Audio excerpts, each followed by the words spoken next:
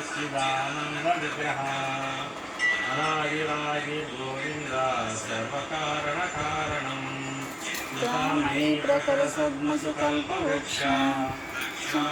शिशुरपालयन्तम् गोविन्दमादिपुरुषं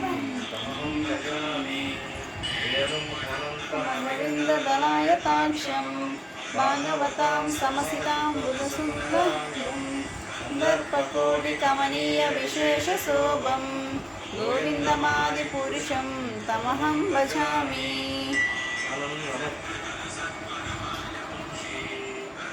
गदं प्रणयकेलिकलाविलासं हिमं त्रिभङ्गललितं नियतप्रकाशं गोविन्दमादिपुरुषं तमहं भजामि अङ्गानि यस्य सकलेन्द्रियवृत्तिमन्ति पश्यन्ति पान्ति कलयन्ति चिरं जगन्ति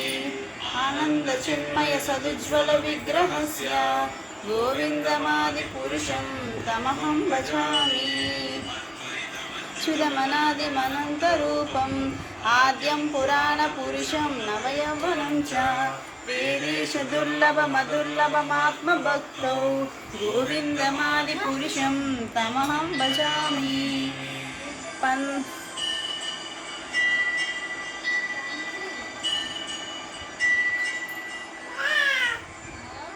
दास्तु कोटिशतवत्सरसम्प्रगम्यो वायोरतापि मनसो मुनिपुङ्गवानां सोऽप्यस्ति यत्प्रपदसीं न विचिन्त्य तत्रे गोविन्दमादिपुरुषं तमहं भजामि कोऽप्यसौ रचितं जगदण्डकोटिं यच्चक्तिरस्ति जगदण्डस्तया सन्ताः तरस्तपरमानुचरन्तरस्तं गोविन्दमादिपुरुषं तमहं भजामि स्वभावतदयो मनुजास्तदैव सम्प्राप्य रूपमहिमासानेन भूषा सुकैर्यमेव निगमप्रतिस्तुवन्ति गोविन्दमादिपुरुषं तमहं भजामि नन्दचिन्मयसदुताभि ताभिर्यैव निजरूपतया कलाभि गोलोक एव निवसत्य किलात्मभूतो गोविन्दमादिपुरुषं तमहं भजामि प्रेमाञ्जिनच्युरितभक्तिविलोचनेन सन्तः सदैव हृदयेषु विलोकयन्ति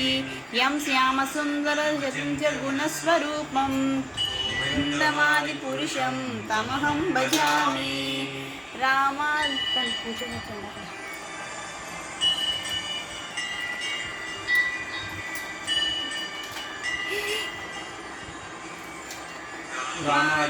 वादिमूर्तिशुकलनेन सृष्टं नानावतारमकरोद्भुवनेषु किन्तु कृष्णस्वयं सम्भवत् परमः पुमानयो गोविन्दमादिपुरुषं त्वमहं भजामि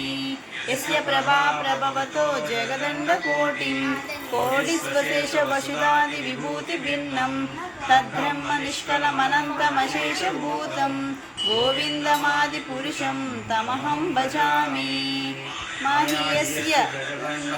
सूते त्रैगुण्यये मृतवितायमाना सत्फलं विपरसत्वं विशुद्धसत्वं गोविन्दमादिपुरुषं तमहं